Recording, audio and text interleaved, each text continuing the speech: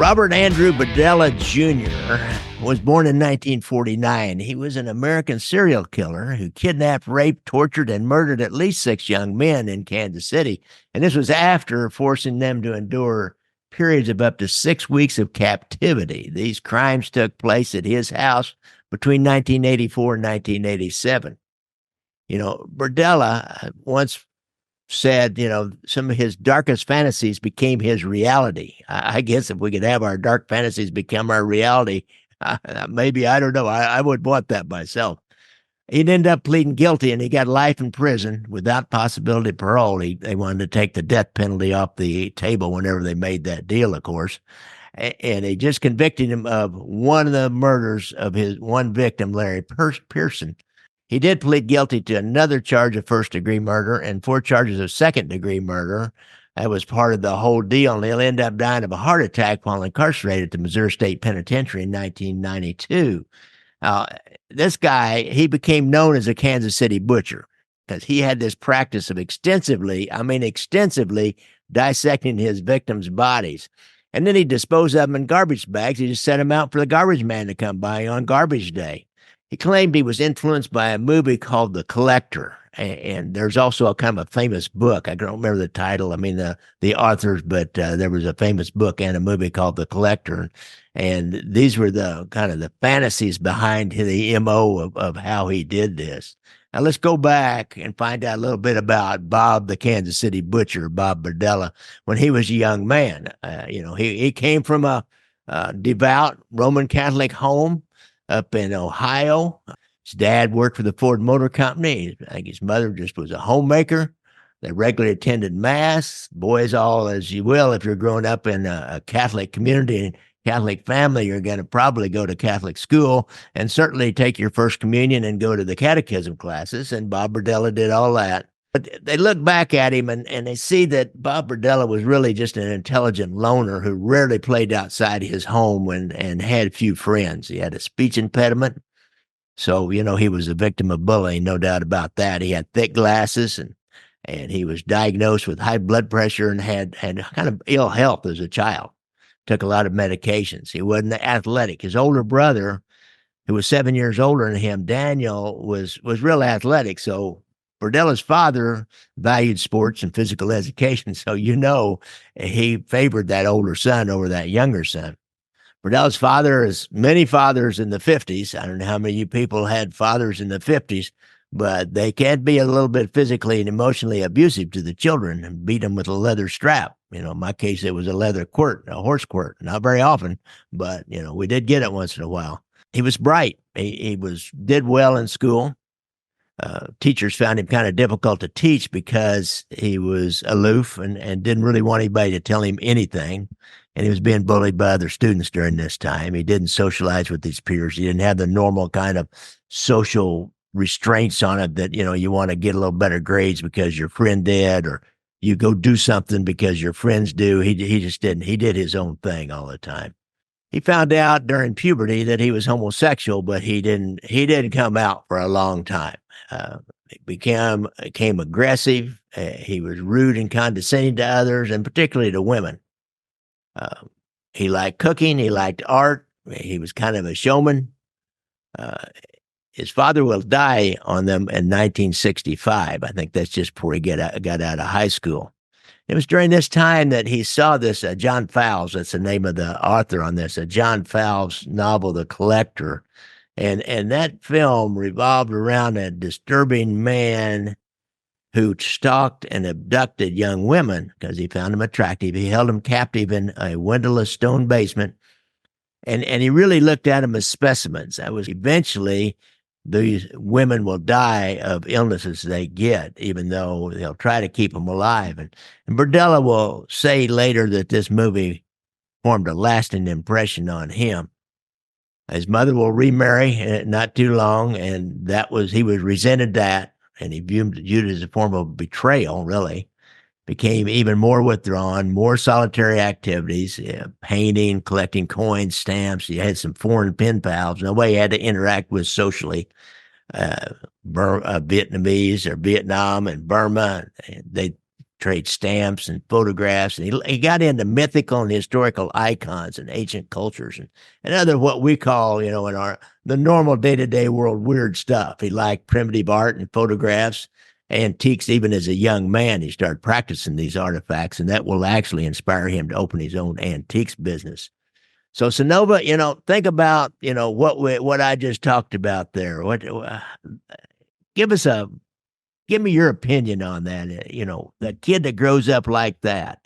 Well, I think the movies have done us a disservice. We automatically think that everyone that turns out like this, they've had an extremely troubled childhood. That they have done hideous things in their childhood. We automatically want to blame everything on the childhood. And if you go back and you look, he had trauma, but not necessarily any more trauma than other people. You look back and you relating to somebody like Ted Bundy. Ted Bundy, yeah, he had trauma, but not like some others. And so we can't necessarily blame it on this man's childhood. During that time during that era, homosexuality, especially if you were raised in a religious home, there would have been a lot of trauma around that. But other than that, you don't hear of things, you hear of people, they will do ritual things like cut off heads of chickens and throw them in a closet with their kid and leave them in there in the dark for 3 days. You don't hear any kind of trauma like that around this case. And so it makes you wonder what made this man turn into what he was. And so I look at these kinds of things, and you want to wonder what was different about this man's way of thinking that caused him to do this. Because we all have trauma, and especially like you mentioned, the parenting of that age, in the 1950s and things. But everybody had parents like that. That was the standard. That was the norm. And so there's something different about the way this man's mind worked. And so those things, I think, played into it. It goes back to the standard argument of, is it nature versus nurture? Mm-hmm. I think, he wants to blame things on a movie he's seen. That may have given him some ideas, but it also goes back to those dark fantasies we talked about at the beginning. I mean, you said something, well, yeah, I don't know about my dark fantasies or whatever. Well, usually common people, their dark fantasy, nothing like that. My dark fantasy, I will tell you here and now publicly, my dark fantasy is to be bigger than Nancy Grace. That's dark. I'm like, I'm going to be the big, knock Nancy Grace out of the running. Do you see how dark? But everybody has those moments where someone's really hurt you, and you just like, man, it would be better off. My life would be better off if they weren't around. Now, that doesn't boil into a dark fantasy of figuring out how you can get rid of that person. For most of the population, it's a good thing, or we would have but I think if you study how different the brain works, for psychopaths versus sociopaths and things like that, you'll see that there was a different hardwiring in his brain than other people. That doesn't give him an excuse or a pass for his behavior, because there's plenty of psychopathic tendencies in, major CEOs of corporations and things like that. So all of them go to the dark side. But I think when it comes down to somebody like him, it's very disturbing to see how long he prolonged his victim's life.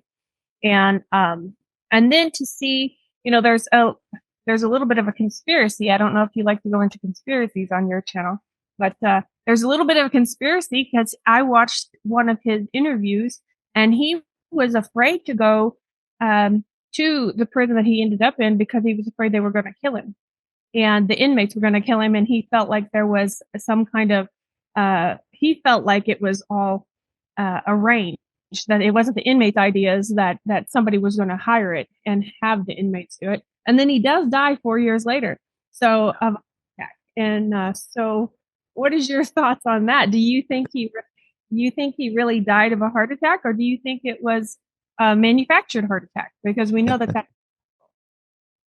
Yeah, well, I'll tell you what, he had cause to believe that somebody might plot his murder, because there was a father of one of these young men that did try to get into the courthouse during some of the hearings, and he tried to get in with a gun, but by that time they had clamped down with some metal detectors and things like that. Had they not, Paul Howell, the father of Jerry Howell, his first victim, would have gone in there and probably would have shot him right in the courthouse. He was ready to do it. Since he couldn't get a gun in, he left it, and he went in and he jumped the rail and did attack him. So I don't think Paul Howell ever probably gave up on the idea of killing this guy. So he had some reason to believe that that might happen. But his mind, like you say, I have to agree. It's just like it's a little bit different. He had some twist in there that this might have been him no matter what, don't you think? Yeah, I don't think in this case they always want to argue, is it nature versus nurture, and I'm thinking there's some cases where you can see that it's more nurture, and if it was more of his environment, of how he was raised, that would make him lean towards more of a sociopath instead of a psychopath, because the psychopath is more organic. It's more to do with the way their brain works versus how their environment has shaped it. And so when you get down to it, he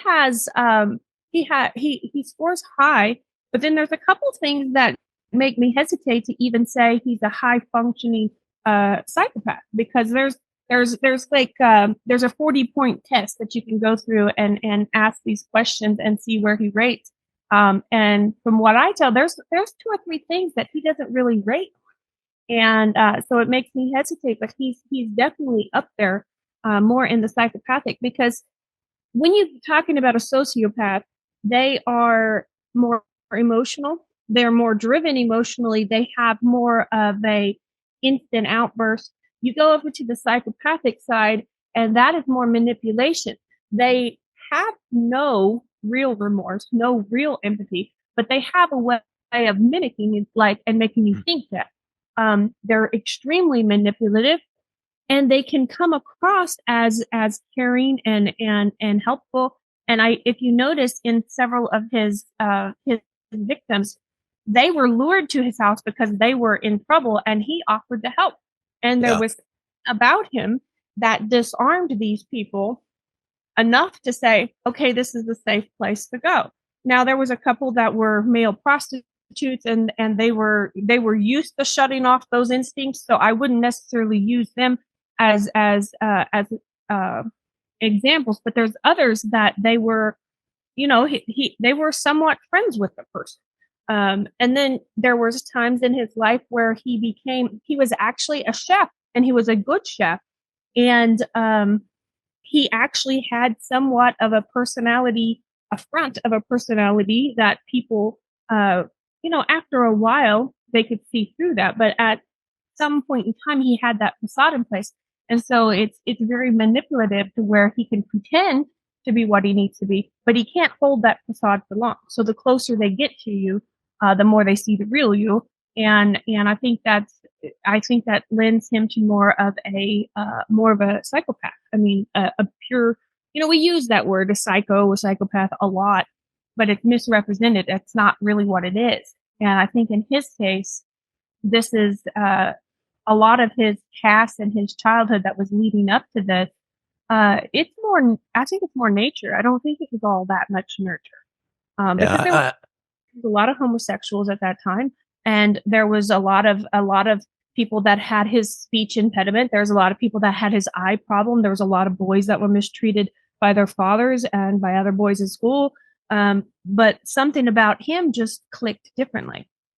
Yeah, I agree. It was different. Now, we'll add this into the fact, when he got into college, that's when he first came to Kansas City. He went to Kansas City Art Institute, and he had like skills. You got to have skills to get into the Art Institute. And actually, it's pretty expensive.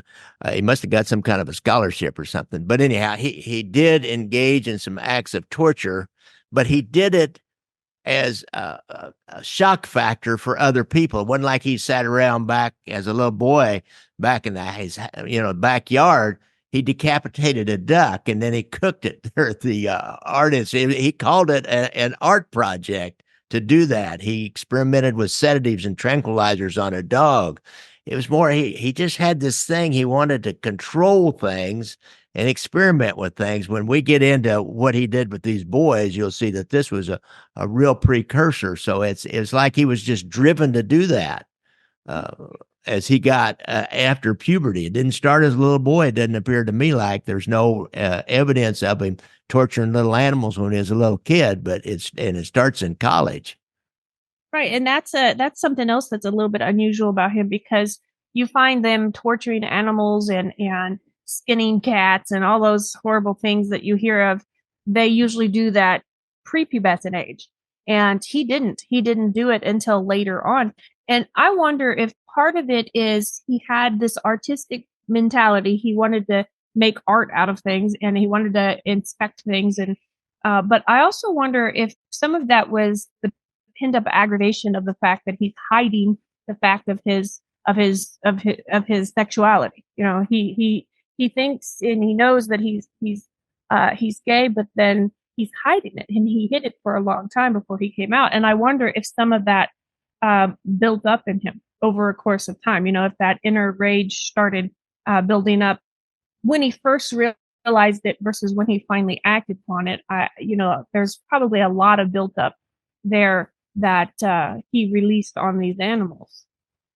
Yeah, no doubt about it. And then as he gets on up into his 20s and he has his own money coming in and doing things, and he he lives in the city, and he lives in the central part of the city. And I used to call this, I live kind of close to this, the pink collar ghetto. A lot of gay guys move into the central part of the city in this particular area where he first moved. There was yuppie families with kind of urban pioneers, but a lot of gay men will move into those areas in the city.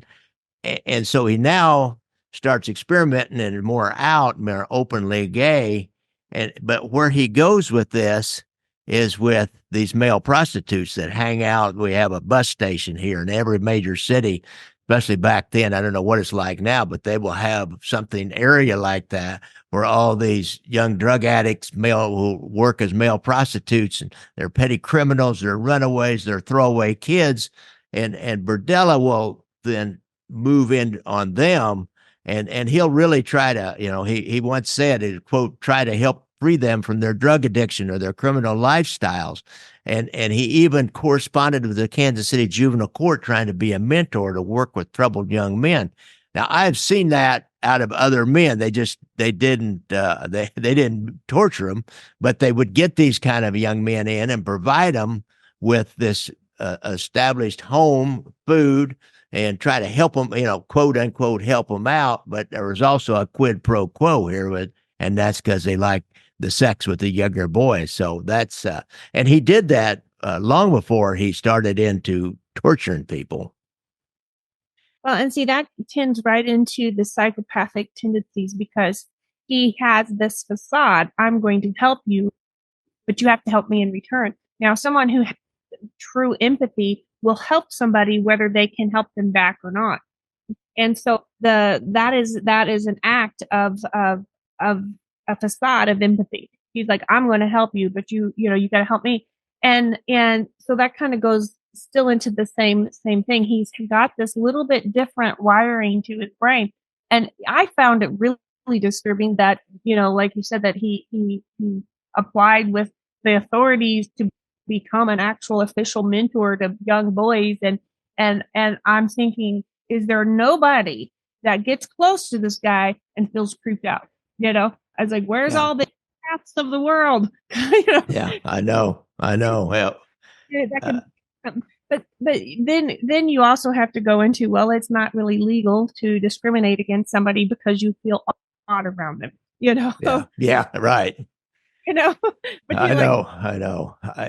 There's no way to explain it sometimes. And some people, they just their vibe just they just don't pick up on those things too. There's a lot of people out there, and I think especially in the helping community, that don't really pick up on those things. Then there's some people that overly, are suspicious of people in that helping community, especially when it comes to kids. But I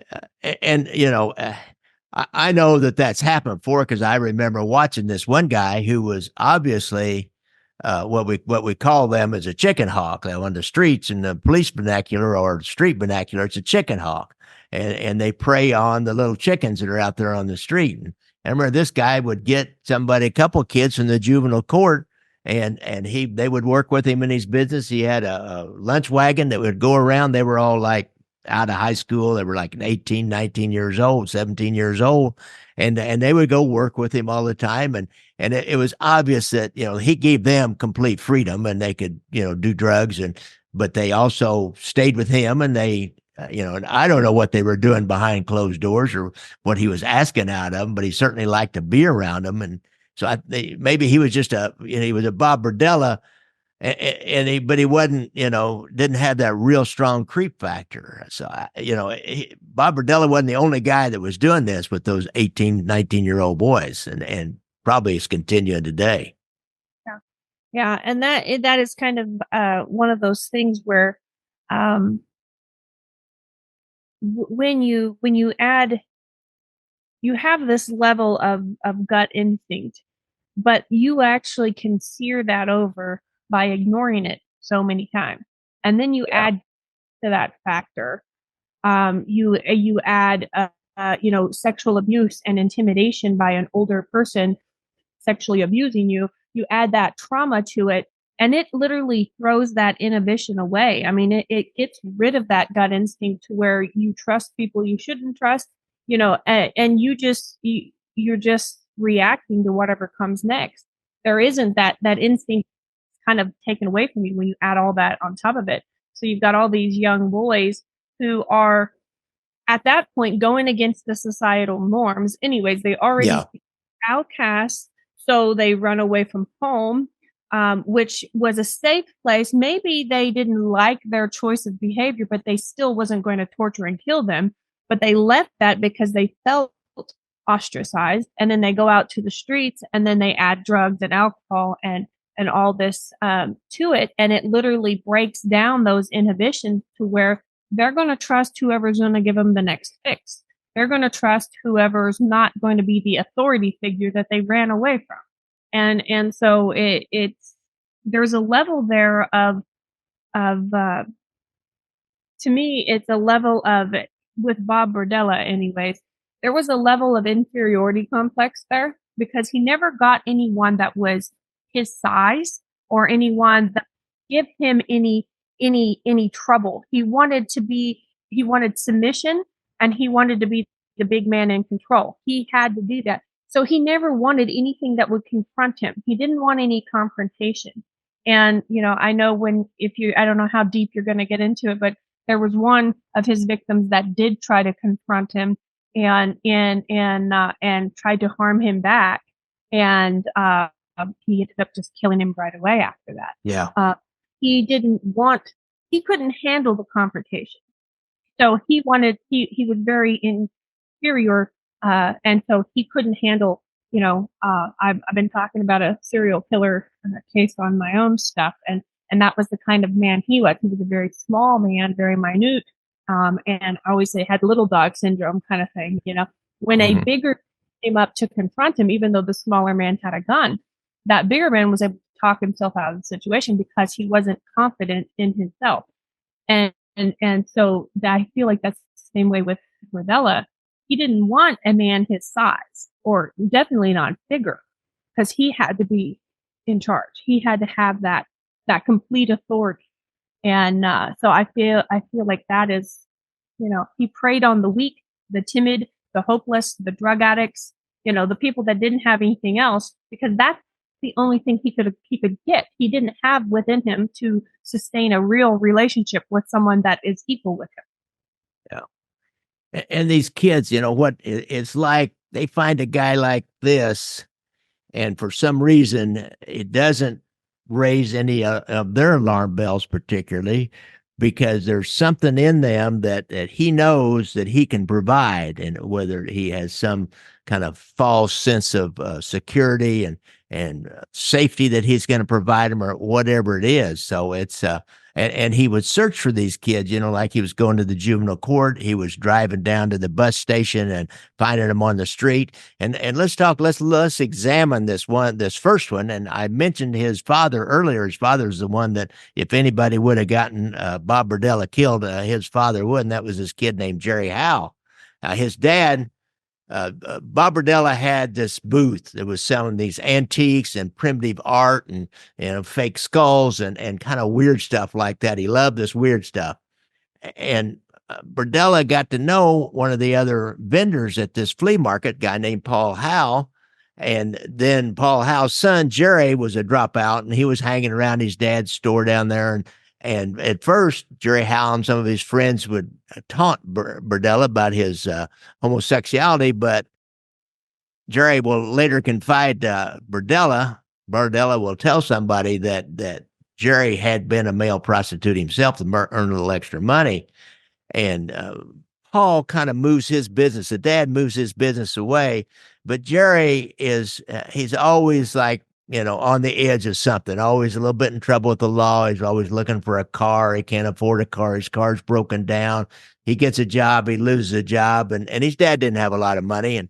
And so he continues to go back to Bob to maybe get some help, or Bob was taking around doing things. And so listen to Troy Cole. Troy Cole was the sergeant in charge of the investigation. I'm going to play y'all a little clip from an interview I set up. Then that kind of shows you the relationship of the father of Jerry Howell and what he did after Jerry came up missing.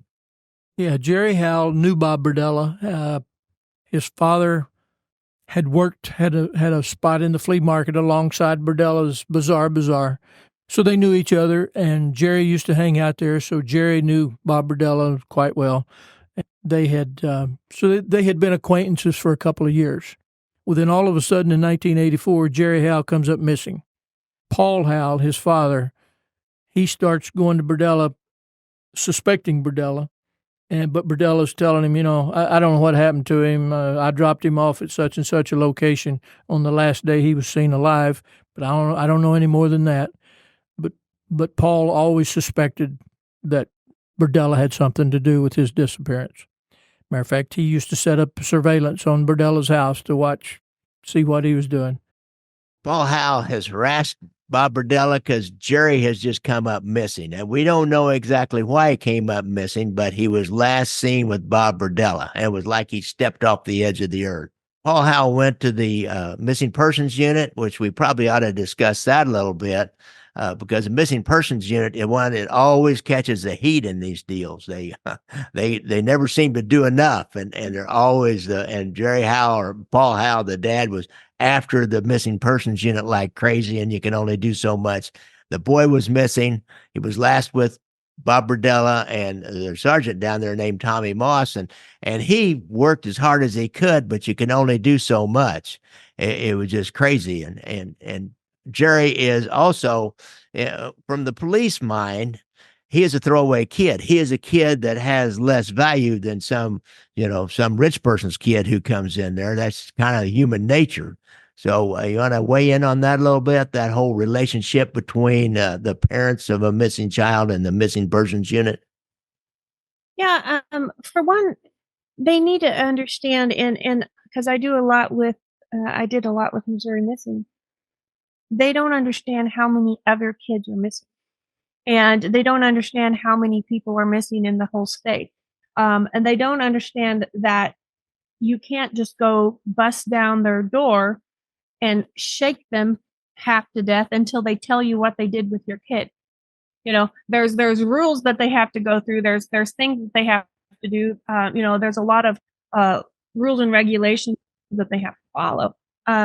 But when it comes down to it, they have other people as well. So you do as much as you can on this case, and you have 5 other cases on your desk that come in first thing this morning. You might have 150 missing kids that you're working on at the same time. And then of course there's never, when you're talking about law enforcement, there's never enough funding, there's never enough manpower, and you've got all these cases working at once. And so it's hard, but as a parent, you have to have somebody to blame. And until you get the monster that took your child, until you can put a face and a name to that monster that you've created in your mind, you're going to put that anger and aggravation off onto the people that's actually trying to help you. And so I found that a lot with some people that I've worked with in these cases about missing persons. They have to have somebody that they can release that on. And sometimes it's well-intentioned people that are trying hard to do this, solve this case for them. I don't like the whole concept of throwaway kids. That to me, I know that that's used, and I know that that's the way it works.